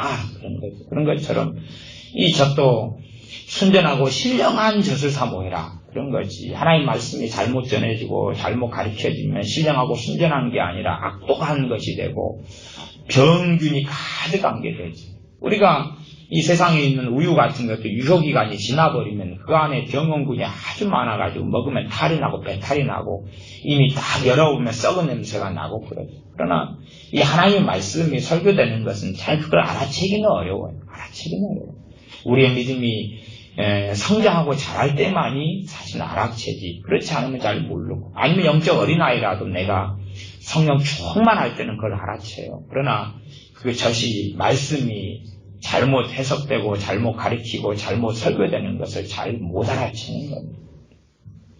그러나 원론적으로 우리는 갓난 아이들같이 순전하고 신령한 젖을 사모해야 돼. 사모하기 때문에 기도하고. 그러면 하나님께서 이 신령하고 순전한 젖을 우리에게 주실 거다. 그 말이에요. 주실 거다. 그 말이에요. 이로 말미암아 너희로 구원에 이르도록 자라게 하려 함이라. 구원에 대한 두 가지예요. 하나는 이미 얻은 구원과 그 다음에 이루어야 할 구원. 두렵고 떨림으로 너희 구원을 이루라. 여기 구원이라는 것은 항상 핵심으로 달고 있는 게 뭐냐 그러면 배교를 기본 베이스로 깔고 있는 거예요. 여러분이 신약성경 마태마가 누가 요한복음부터 시작해가지고 요한계시록까지 가면 전반적인 말씀의 베이스가 깔린 게 배교입니다. 베이스가 깔린 게 배교예요. 이게 제가 신학교를 갈 때에 신학대학원에 공부할 때도 합동, 옛날엔 개혁이었고 지금은 합동으로 합쳤습니다만은 이 극단적 칼빈주의 5대 교리에 파묻혀 들어가서 배교라는 단어를 성경에서 부정해버리는 거예요. 신학생들이 부정해버리고 신학 교수들이 부정해버리는 거예요. 이게 제가 굉장히 당황스러운 거예요. 왜냐하면 아무리 봐도 성경 66권에 특별히 신학 성경에는 배교란 단어부터 배교가 굉장히 많은 거예요. 굉장히 많은데 이 극단적 칼빈주의 때문에 배교를 부정해버려요. 배교란 없다는 거예요. 그러면 제가 이제 그렇게 이야기하죠. 논란되고 논증되어 한바탕 싸울 때에 봐라. 저 사람은 배교한 게 아니냐. 저 사람이 과거에 장로님이었는데 지금 이단이 됐잖아. 배교한 거 아니냐. 이렇게 하면 뭐라고 논증하냐 그러면 상대방이었으나 교수님들이 저 사람은 처음부터 믿은 사람이 아니었다. 처음부터 믿은 사람이 아니었는데 장로가 된 것일 뿐이다. 그러니 배교가 된 게 아니다. 겉으로 보기에 배교일 뿐이다. 나 실제로는 배교가 아니라 처음부터 불신자였다. 그리고 지금은 이단이다. 그렇게 이야기하는 거예요. 그래서 와 정말 이상하다. 그리고 이제 그런 이야기를 칼빈 목사님이 했다는 거예요. 그러니까 제가 칼빈 목사님이 그분을 한 번도 안 만났는데 너무나 싫더라고요. 그래서 전문용어로는 짱나. 칼빈 말 그래도 짜증나. 도대체 이 존 칼빈이라는 이 제네바의 종교 개혁자가 도대체 제자들을 어떻게 키워간데 이런 황당무계에서 성경에 배교라는 것이 없다고 거짓말을 하느냐 도대체. 아니 불신자는 주님을 안 믿는데 주님께한테 배신할 수 있어요 없어요? 배신할 수 없어요. 처음부터 마귀 자식이었는데 배신하면 마귀한테 배신하겠지. 하고 주님께 돌아오겠지요. 주님이 배교하는 일이 있다. 사도 바울이 배교하는 일이 있다. 배교는 뭐예요? 하나님께 돌아왔다가 떠나는 게 배교지. 처음부터 불신자였는데 어떻게 배교를 하냐고 말이에요. 배교가 아니라 주님께 돌아올 일 자체가 없는데. 히브리서 말씀에도 배신하고 배교하고 하나님께 돌아왔다가 그 큰 구원을 등한히 여기고 돌아왔다가 그다가 타락하는 자들. 이게 불신자는 처음부터 타락이 있는 거예요. 그러니까 다시 타락한다는 말을 쓸 수가 없어요. 처음부터 타락했는데 처음부터 거지였는데 무슨 다시 거지가 되는 게 있냐 그 말이에요. 그러니까 타락했다 그 말은 타락했다가 다시 깨끗함을 얻고 회복되었다는 걸 전제로 하는 단어지. 그래서 와 어떻게 사람들이 구원물을 저렇게 못할까? 저렇게 상식이 없을까? 그리고 이제 나중에 야, 이 왼수 같은 칼빈 이 양반 좀 한번 조사 좀 해보자. 조사하려면 칼빈 그 양반이 쓴 책을 봐야 되는 거예요. 그 사람의 주석을 전체를 읽어보고 기독교 강요를 전반적으로 읽어보고 이 양반이 쓴 설교, 이 양반의 설교를 과거의 속기사들을 성도님들이 은혜 받아서 속기사들 돈 주고 사가지고 속기사들이 설교 강의할 때마다 기록했거든요. 그 설교가 다는 아니어도 얼마 남아있는데 2,000 몇백 편이 남아있어요. 그 양반이 직접 앞뒤 꼭지를 가지고 한 번씩 설교할 때 이 양반도 1시간 넘게 설교했어요. 강의 설교 같은 것은 아침 일찍 하고 밤에 하고 그랬어요. 하루에 2번씩. 그러니까 그 농경사회, 가난한 사회, 그 이민자들도 많고 시절이 가난한 사회 대반인데 아침에 말씀 1시간 이상씩 증거하고 저녁에도 1시간 이상씩 증거하고 그랬어요. 그러니까 이 설교를 읽어보면 앞뒤 꼭지를 나와 있고 내용을 어떻게 다루고 있느냐. 그리고 칼빈 이 양반의 이 설교집을 보니까 계수가의 배교를 이야기하고 있는 거예요. 예를 들어 배교라면 계수가의 배교를 이야기. 당신도 그렇게 살다가 영원히 저주받아. 이렇게 살면 당신도 예수가 부인하는 거기 때문에 하나님 앞에 설 수 없어. 계속 그러는 거예요. 하나님 앞에 깨어 있어야 돼. 하나님 앞에 제가 5주 가면 최근에 칼빈의 갈라디아서 강의 설교할 때 격렬히 노력해야 합니다. 그게 그분이 설교한 내용이니까 내용을 가지고 제목을 짓기도 했어요. 격렬히 노력해야 된다고. 그렇지 않으면 안 된다고. 끊임없이 경고하는 거지. 세례를 받았다가 떠나가며 배교한 사람들 이야기를 다루고 그래서 도대체 칼빈이라는 사람이 그랬다는데 안 그랬는데 도대체 그럼 칼빈이 그랬다는 유언비어가 거짓말은 어디서 튀어나온 거야? 그랬더니 이제 문맥을 벗어나가지고 한 줄, 두 줄 자기들이 원하는 걸 잘라낸 거예요. 다 그걸 뭉친 거예요. 뭉친 거니까. 여기서 인용, 무슨 책, 몇 페이지, 몇째 줄 인용, 그걸 끄집어와서 잘라낸 거예요. 그러니까 되찾고 말이 되네. 되찾 말이 되네. 그런 게 나온 거예요. 그래서 도대체 성경에, 신약 성경에 배교가 없단 말이 도대체 어디서 튀어나온 건지 도무지 알 수가 없다. 이 신약 성경은 전체가 배교를 깔고 있는 거예요. 그러니까 여러분이 냉정하게 요한계시록, 알죠? 요한계시록 소위 말하면 소아시아 7교의 말씀이다. 그러면 그 안에 베이스 깔려있는 게 뭡니까? 배교지요. 배교기 때문에 주님께서 쳐내버리고 촛대로 옮겨버리고 생명께서 지워버리고 그러지 않습니까? 그 다음에 이제 유다서로 가죠. 유다서로 다. 디모데 전서, 후서, 요한 1, 2, 3서 쭉 베드로 전서, 후서 이렇게 훑어가면 다 배교. 직접적인 단어가 나와 있든지 문맥이 그렇든지 문장이 그렇든지 간에 계속하여 그래서 너희들이 주님을 떠나게 될까봐, 주님을 떠나가지고 영원한 멸망에 들어갈까봐. 사실은 갈라디아서도 주제가 그겁니다. 갈라디아서도 갈라디아 교회들이 다른 복음을 쫓아가버리고, 그쪽에 십자가에 못 박히신 것이 밝히 보이거늘 누가 너희를 꾀더냐, 심각하게 책망하면서 다시 주님께 돌아오라는 거지. 돌아오라는 거지. 근데 성경을 도대체 엉덩이로 봤을까, 박사님들이 코로 봤을까, 입으로 봤을까, 혀로 핥았을까 모르는데 배교한 것이 없다고 신학교에 갈 때 배우고, 그걸 신학생들이 주장하고 본과생들이 주장하고, 신학을 몇 년째 하는 친구들이, 박사님들은 신학을 10년, 20년씩 하고, 목사님들이고 다 그런 양반들 주장하는 거 볼 때 너무 황당해서 저는 그걸 이름 붙이기를 극단적 칼빈주의를 해요. 극단적 칼빈주의. 그래서 그것 때문에 맨날 고심을 했어요. 왜냐하면 제가 이 배교가 없다는 것을 변증을 해야 되겠거든요. 성경은, 신약 성경은 어마어마하게 배교로 가득했다. 변증을 해야 되니까 다시 펼쳐놓고 읽고 정확한 구절을 가지고 증명하고, 사람들하고 모함해가지고 뭐 변증하는 건 아니라도 제 안에 이제 변증이 일어나 버린 거예요. 이게 제 속이 시원할 때까지는 파헤쳐야 되겠는 거예요. 그래서 이 구원받은 교회에게, 하나님의 자녀들에게 베드로 사도가 서신을 보내면서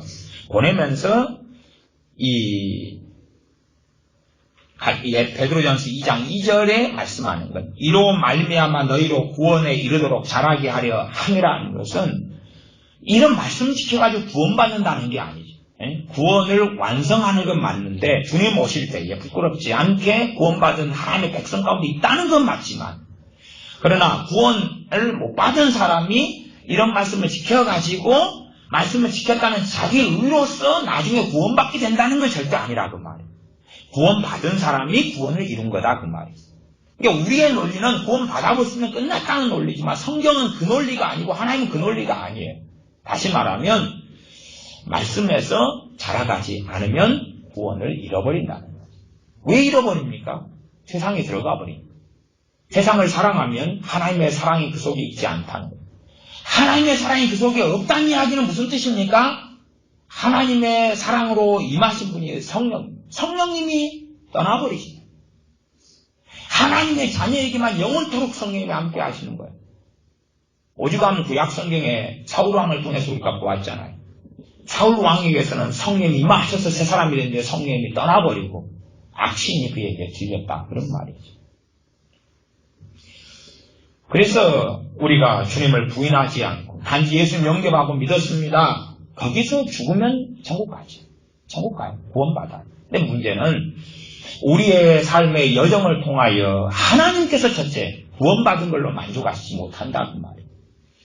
더한 하나님께 주시는 영광을 하나님의 자녀가 얻기를 원하신다 그 말이에요. 그리고 믿음이 성장하고 자라가서 그리스도의 장성한 분량에 이르기를 원하시기 때문에 이 땅에 우리가 살아가면서 그리스도 군사로 살아가고 죄와 씨름하고 싸우고 마귀와 싸우고 그러면서 믿음이 성장하고 믿음의 시련을 받고 하나님과의 관계가 깊어지고 그러한 여정을 원하신다 그 말입니다. 그러니 이 갈대아 우르에서 아브라함을 불렀는데, 가나안 땅에 불렀는데 가나안 땅에 오니까 놀라운 복지와 아름다운 걸 하나님이 제공하시는 게 아니에요. 가나안 땅에 와서 우물을 팠는데 물이 없고 우물을 팠는데 빼앗기고 마누라도 빼앗기고 가뭄과 기근 때문에 이리 이사하고 저리 이사하고 그런 삶을 약속의 땅 가나안 땅에 아브라함이 왔는데도 불구하고 믿음을 따라하고 왔는데도 불구하고 마치 광야 같은 심지어 어떨 때는 지옥 같은 삶을 아브라함이 살아요. 전쟁을 겪어요. 그렇지 않습니까? 또 왕이라는 권력자가 있으니까 그 권력자 밑에 때로는 벌벌 떨고 그래요. 그런 삶을 아브라함이 살게 하나님 나셔요. 그러면서 아브라함의 믿음이 자라가고 성장. 어떨 때는 100살에 얻은 아들을 번제로 하나님께 바치라. 그래서 아들을 데리고 가서 모리아산에 데리고 가서 밧줄로 꽁꽁 묶어가지고 칼로 찔러 죽이려고 할 때에 멈춰라고 하나님께 천사를 통해서 말씀하시는 거죠.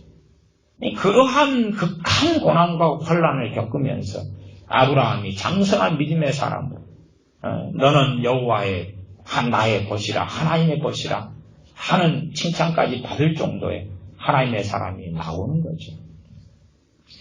그러면 하나님 말씀이 우리에게 즐거움이 되지 않고 식량과 양식이 되지 않으면 우리의 믿음은 이제는 이상하게 되어져 버리고 별 볼 일 없이 되어져 버리고 말아요. 하나님 말씀에서 은혜 받으면서 하나님 말씀에서 우리가 천국을 맛보아야 돼. 하나님 말씀에서 우리가 위로를 받고 쉼을 얻고 안식을 얻고 하나님의 자녀에게 주신 하나님의 말씀은 정죄하려고 주신 게 아니에요. 목적이 그게 아닙니다. 세상 사람들이 말씀을 볼 때는 정죄받아야 돼요. 그래야지만이 이제 주님을 찾을 수 있거든요. 그러나 주님을 찾고 만난 우리는 말씀을 보면서 정죄가 아니라 그리스도 안에서 회개가 일어나고 주님의 사랑을 발견하고 그리고 더 내 능력이 아니라 성령의 도우심과 말씀의 능력과 성령의 능력을 우리가 더 변하게 가야 한다. 그 말입니다. 베드로전서 1장 23절을 가보겠습니다. 베드로전서 1장 23절을 제가 읽습니다. 너희가 거듭난 것이 썩어져 씨로 된 것이 아니요 썩지 아니할 씨로 된 것이. 하나님 말씀이 뭐라 그럽니까? 씨다 그러죠. 씨다 그러죠. 씨. 우리가 잘 아시다시피 마태, 마가, 누가복음에 씨 뿌리는 비유를 주님이 하시고 그러면서 이 씨는 바로 하나님의 말씀이다. 이 씨가 바로 하나님 말씀이라고 누가복음에 기록되죠. 천국 말씀, 하나님의 말씀이 씨다 그래요. 이 씨가 길가 땅에, 돌밭에, 가시덤불 땅에, 그죠? 좋은 땅에 떨어진다. 이 씨가 떨어진다. 거듭난 것이 썩지 아니할 씨로 된 것이니 하나님의 살아있고 항상 있는 말씀으로 되었느니라. 하나님 말씀이 디모데후서 3장처럼 하나님의 말씀은 살아있다고 이야기합니다. 살아있다. 우리가 씨앗을 보면 씨앗은 살아있습니까? 죽어 있습니까? 살아있지요. 살아있어서 그 안에 생명이 있는 거예요. 생명이 있으니까 땅에 던지면 이제 그 씨앗이 발아하고 살아나는 거예요. 씨 안에는 두 가지가 있습니다. 배와 배젖이 있어요. 일반적으로 배와 배젖이 있어요. 배젖이 없는 씨도 있지만 산삼씨나 인삼씨나 이런 배젖이 없습니다. 그래서 배젖의 역할을 할 만한 토양에 떨어져야 되는 거예요. 나 일반적으로 여러분이 보시면 뭐 감씨 같은 거 이게 탁 자르면 안에 뭐가 들었습니까? 밥 먹으라고 숟가락이 들었죠. 그러면 그 숟가락이 그게 이제 배예요. 배라는 거예요. 그 식물학적으로 그것이 싹이 되는 거고, 그러면 숟가락 빼놓고 그 하얀 부분들은 그 싹이 자라는 양분이에요. 이게 이제 뭐가 썩는 거냐 그러면 그 싹이 숟가락이 썩는 게 아니고 그 옆에 있는 게 썩어가지고 그 싹이 양분을 주는 거예요. 그래서 싹이 자라나는 거예요. 그 안에가 생명이 들어있어요. 살아있어요. 간혹 가다가 고고학적 발굴을 해보면 3,500년 전에 벽시가 발견되고 그래요. 3,500년 전에 벽시가. 그럼 벽시를 발견해 3,500년 전 진흙 속에 있는 벽시가 발견돼요. 그래서 이제 이 벽시를 심어봐요. 살았나 죽었나 그리고. 근데 싹이 나요. 그래서 3,500년 전에 벼의 품종을 얻을 수가 있는 거예요. 3,500년 전에 벼의 품종. 그걸 보존하면서 막 갖고 와요. 하나에서 또 열리면 또 그걸 심고 해서 3,500년의 품종을 가지고 이제 요즘 품종하고 접을 붙이고 연구하고 조사하고. 왜냐하면 3,500년이 지났어도 그 안에 생명이 들어가 있었기 때문에 그래요. 근데 죽어버리면 심으면 썩어버리죠. 그냥 생명이 없으니까 썩어버려요. 다 썩어버려요. 그냥 생명이 있으면 씨앗을 심으면 나오는 거예요. 그런 것처럼 하나님의 말씀 자체가 신비롭게 살아있다고 이야기해요. 우리가 하나님 말씀을 죽어있는 걸로 경험한 게 아니라 하나님 말씀을 먹으면 하나님 말씀이 살아있어요. 그래서 제가 간혹 가다가 이 하나님 말씀을 설교할 때에 김치 안에 유산균이 있잖아요. 이 사스 잘못되면은 사드를 막는 김치가 되는데 사스를 막는 유산균이 있는 김치 때문에 중국이 그렇게 많이 죽어나간 질병인 사스에 대해서 우리가 김치를 먹기 때문에 방어를 해냈죠. 또 우리가 좋아하는 요구르트 안에 유산균이 살아있는 균이 들어있다고 말이에요. 그걸 정확히 알면 안 마시고 싶을 수도 있어요. 요구르트를. 그러나 여기 유산균이 있기 때문에 마시면 이것이 들어가가지고 장부터 뭐부터 활동을 해가지고 우리 몸을 이롭게 하는 거죠. 그런 것처럼 그것보다 천배 만배 억만 모르겠죠. 하나님의 말씀. 대신에 하나님 말씀을 좋은 땅처럼 받아들일 때, 하나님 말씀을 좋은 땅처럼 받아들일 때 거기에서 뭐가 나옵니까? 말씀의 능력이 나오고 믿음이 역사하는 거예요. 믿음이 역사하는 거예요. 하나님 말씀을 받아들일 때, 하나님 말씀은 살아있는 영원한 말씀이라고 기록된다고 말이에요. 다시 돌아가서 베드로전서 2장으로 돌아갑니다. 2장 5절입니다. 2장 5절. 너희도 산돌같이 신령한 집으로 세워지고 예수 그리스도로 말미암아 하나님이 기쁘게 받으실 신령한 제사를 드릴 거룩한 제사장이 될지니라. 2장 5절은 그렇고 2장 9절은 너희는 왕같은 제사장이라. 두 가지가 다르죠. 구원에 대한 말씀처럼 두 가지가 달라요. 구원은 받았다. 그리고 이루어야 한다. 두렵고 떨림으로 너희 구원을 이루어야 한다. 그런 말씀처럼 제사장도 너희가 제사장이 되었다. 그런 말씀이 뒤에 있고 앞에는 제사장이 되어라 그러고. 그럼 혹시 이 말씀 성경 구절 몇 구절 읽는 동안에 되어라 해가지고 몇 구절 읽는 동안에 다 돼버렸을까요? 그래가지고 이제 되었다 그렇게 나온 건 절대 아니라고 말이죠. 그런 건 아니죠. 예수를 믿는 순간에 우리는 왕같은 제사장이 되는 거죠. 제사장은 하나님께 나아가서 예배할 수 있고 기도할 수 있고 하나님을 섬길 수 있는 거죠. 과거에 제사제도나 성견이나 성막이 있었을 때는 제사장이 아닌 사람들은 이 성견에 가까이 나아가지 못했죠. 근처에서 구경만 했어. 구경만 했는데 그러나 제사장은 이제는 이 성소에 들어가서 거기에서 하나님을 섬겼지. 대제사장은 지성소에 들어가서 1년에 한 번은 하나님을 섬길 수 있었고 그러합니다. 그러면 우리에게 신령한 제사를 드릴 거룩한 제사장이 될지니라고 명령. 될지니라고 명령해요. 무엇을 통해서 가능하죠? 기본은 말씀입니다. 말씀을 통해서 가능한 거예요. 말씀의 능력이 도와줘야지만 우리가 변화의 길을 걸어갈 수 있어요. 말씀의 능력이 우리를 도와주지 않으면 우리의 의지력이라는 건 굉장히 보잘것없습니다. 이게 대부분의 이 신앙생활은 성령님이 안 도와주시고 역사하지 않은 상태에서 우리의 의지력으로만 하나님을 섬기려고 해요. 우리의 의지력으로. 죄를 안 지을 때도 내가 작심하고 결심하고 의지력으로. 그러나 우리가 크게 세 가지를 의지해야 돼요. 세 가지.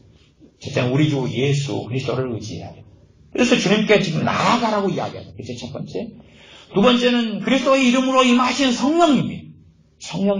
우리의 의로움과 깨끗함으로 역사하시는 게 아니에요. 우리가 주 예수 그리스도를 믿고 신뢰하고 의지할 때 내 영광을 버리고 하나님의 영광 가운데 주님을 의지할 때 성령님이 도우시고 역사하시려고 임하셨어요. 이게 말하자면 원론적으로 말하자면 이 자녀들에게 자녀가 착하고 선하고 의로워서 부모가 은혜를 베푸는 게 아닌 것처럼 그런 것처럼 성령의 역사하심도 그렇다는 것은 우리가 이해하면 좋겠습니다. 성령의 도우심. 세 번째는 말씀의 능력이에요. 말씀의 능력이에요. 하나님의 말씀은 살아있는 거예요. 말씀의 능력으로 우리가 변화되면서 그 다음에 기도의 능력이 나타납니다. 사실. 기도의 능력이 선이 아니라 말씀의 능력이 선이에요. 말씀의 은혜가 되고 그러면서 기도가 거기서 흘러나와야지. 그러지 내가 문제거리, 고통거리, 힘든거리를 끌어안고 기도가 거기서 쏟아나오면 안 되는 거예요. 하나님 앞에 나아가서 하나님과 함께 머물면서 기도가 흘러나와야 되는 거예요. 그러면 사실은 가만히 보면 구약의 믿음의 많은 사람들은 우리가 했던 많은 기도를 안 했다는 걸 알 수가 있어요. 소위 아브라함의 인생에는 전쟁이 많이 일어났어요. 다윗의 인생에도 전쟁이 많이 일어났어요. 뭐 우리는 그렇게 기도할 거예요. 뭐가 없게 기도하겠어요? 전쟁이 없게 해달라고. 그러면 그 하나님의 사람들은 그렇게 기도했을까요? 안 했을까요? 안 했다는 것을 우리가 추측해 볼 수가 있는 거예요. 왜? 결과는 일어났잖아. 일어난 것을 안 되게 해달라고 막 했다면 그들이 하나님의 뜻하고 어긋났다 그런 생각을 해볼 수 있는 거죠. 오히려 그들은 전쟁을 통과하는 거죠. 전쟁을 통과하고 하나님께 머물렀다 그 말이죠. 이 성경 번역도 그래도 전반적으로 2장 5절 같은 경우는 여러 번역본들이 잘 번역했습니다. 잘 번역한 것이 너희도 산돌같이 신령한 집으로 세워지고 예수 그리스도로 말미암아 하나님이 기쁘게 받으실 신령한 제사들이 거룩한 제사장이 될지니라 이렇게 명령한 건데 잘 번역했어요. 우리말 성경이든 뭐 여러 성경이 잘 번역했는데 그 중에 이제 새번역 성경은 이것을 번역을 완전히 망쳐버렸어요. 새번역 성경 이걸 번역한 사람이 굉장히 인본주의 속에 빠져있는 사람인 모양이에요. 그분이 제 설교를 듣고 저를 고발하지는 않겠죠. 네, 논증할 수 있어요. 어쨌든 고발해도 인본주의 속에 빠져든 사람이 번역을 합니다. 그래서 이 사람이 이 번역자가 새번역 성경 번역자가 이쪽에 2장을 번역할 때는 뭐 다른 부분도 꽤 많지만은 심지어 그 세속적인 성경에 있는 공동 번역도 이 번역은 이쪽은 잘했어요. 근데 이제 그 사람이 번역할 때는 뭘로 해버렸냐 그러면 이것을 거룩한 제사장이 될지어다가 아니라 여러분 거룩한 제사장입니다로 해버린 거예요. 입니다로. 왜? 자기 논리 속에서 이 두 가지의 말씀을 제대로 신학적으로 이해를 못 해버리니까. 그렇기 때문에 앞에도 고배로운 살듯이 예수님께 나아오십시오 이것을 나아왔습니다로 해버린 거예요. 과거형으로. 그런 식으로 바꿔버리는 인본주의적으로 가버리는 거예요. 그러나 뭐 공동번역이나 아니면 우리말 성경이나 뭐 다른 이 번역본들은 그렇게 하지 않았어요. 그대로 개혁 성경을 따라서 말씀을 그대로 따라서 주님께 나와야 됩니다. 거룩한 제사장이 되어야 합니다. 그렇게 바르게 번역을 했어요. 이 자기 논리에 취해버리면 성경이 이상하게 보이는 거예요. 그 신학 박사들이 그 다음에 히브리 헬라어 막 그냥 전문 박사들이 아마 그런 사람들의 헬라어 실력을 제가 20년을 공부해도 못 따라갈 거예요. 그 양반들 학자들인데. 근데 학자가 되기 전에 과거에 이 박형용 이 박사님이라는 이분이 학자 되기 전에 신자가 되라 그랬어요. 신자가 되라. 영성을 갖추고 신자가 되라. 아니, 목회자가 될 신학생들한테도 너희들이 학자도 되라. 근데 먼저 신자가 먼저 되라고 이야기하는 신자. 이 그리스도인이 돼야지 이 머리만 굴리는 학자가 돼가지고는 또 뭐 거룩한 일이라고 목회만 하는 이 영성이 없이 신앙이 없이 그래가지고는 안 된다. 그런 거와 똑같은 거예요. 그래서 우리는 하나님 말씀을 통해서 5절에 산돌같이 신령한 집으로 산돌은 주님이죠. 주님같이 신령한 집으로 세워지고 예수님을 통해서 하나님이 기쁘게 받으실 신령한 제사를 드리는 거룩한 제사장이 되어라라고 이야기하는 거예요. 다시 이제 2장 1절로 돌아갑니다. 그러므로 모든 악독과 모든 괴율은 속임수, 거짓말, 사기 이런 걸 이야기해요. 다음 외식과 겉과 속이 다른 것, 그 다음에 스스로 착각하는 것. 성경 읽으면서 외식하게 된다 그랬죠. 미워하지 말라. 그걸 보면서도 난 안 미워했다는 거예요. 안 미워했다. 그리고 이제 다른 사람과 대화할 때 되면 저 사람 이거 싫고 저 사람 저게 싫고 또 어떤 사람은 비판을 하면서 자기는 분별을 하는 거예요. 비판하지 말라. 그런데 나는 분별하기 때문에 나는 거룩한 영성을 가지고 있다. 이런 게 외식이다. 그 말이에요. 외식이다. 그건 외식과 시기는 남이 잘된 걸 보면 아는데 보통 사람이 잘된 걸 가지고는 시기가 잘 발동을 안 합니다. 내 형제, 내 가족, 내 친구, 내 동창이 잘된 걸 봐야지 이제 이 시기가 발동되고 올라와요. 그럴 때 이 죄하고 싸울 때 모든 만사가 평안하고 내가 내 동창이나 친구나 가족보다 잘 나가고 그럴 때는 시기가 없지요.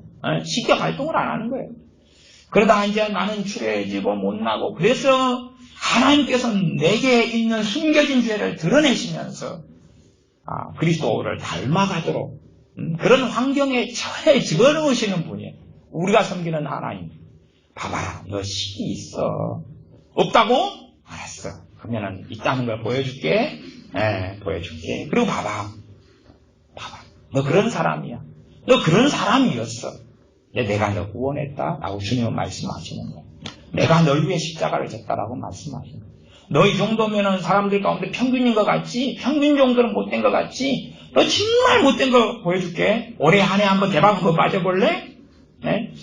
보여주시는 거예요. 보여주시는 거예요. 주님 너무 감사합니다.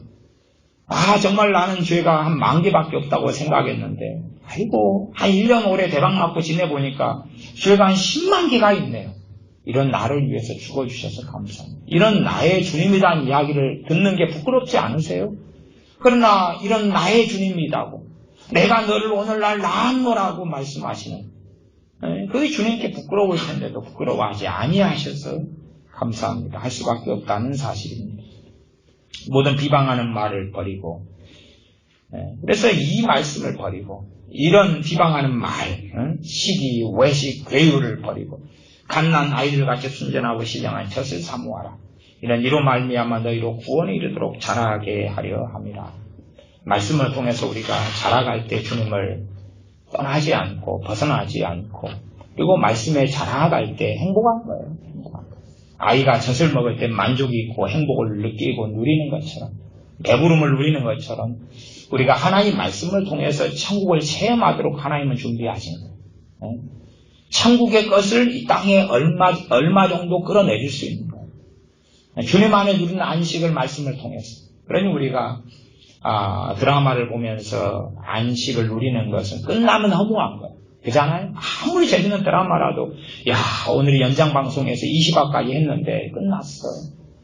막 그냥 할 때는 너무 기다리죠. 고대가 되는데 다 끝나고 나면 재방송 한번 볼 수 있을지 몰라도 허무하고 허전한 거예요. 허전한 거예요. 또 새로운 드라마를 누가 언제 다시 재밌는 걸 하나 기다리는 거죠. 그러나 하나의 말씀 은혜 받고 난 다음에 드라마처럼 허무하게 끝나지 않아요. 허전하지 않아요. 영화도 아무리 재밌는 영화를 본 다음에 흥미진진해서 주인공과 나를 감정이입시키면서 상쾌하고 너무 재밌고 했는데 끝나고 나면 이제 아이고 안 끝났으면 좋겠다 그럴 뿐이죠. 그러나 하나님 말씀 읽고 은혜 받은 다음에 그게 더 강렬해져 가는 거예요. 그 말씀을 내가 붙잡을 때 더 강렬해져 가는 거예요. 그것이 그냥 잠깐의 기쁨으로 끝나지 않습니다. 정말 주님의 사람들은 기도를 통해서 행복을 느끼고 주님 안에 하는 기도 또한 하나님 말씀을 통해 행복을 느낍니다. 그렇게 되어져야 됩니다.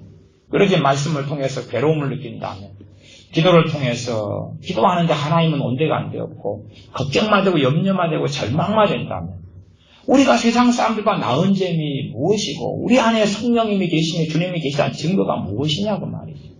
그러지 않지.